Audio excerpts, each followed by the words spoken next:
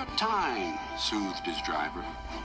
It'll be better downhill, Scarlowi said to himself. But it wasn't. His springs were weak, and the rail joints jarred his wheels. At last, a spring gave way.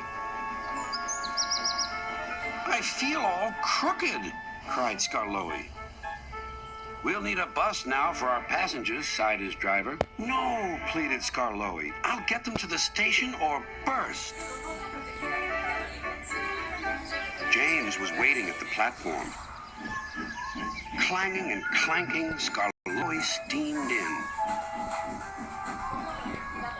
I'll do it. I'll do it. I've done it. James collected his passengers and respectfully puffed away.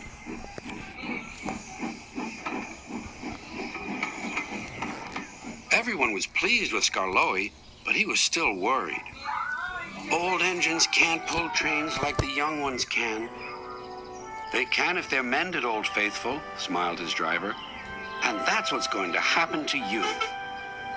You deserve it.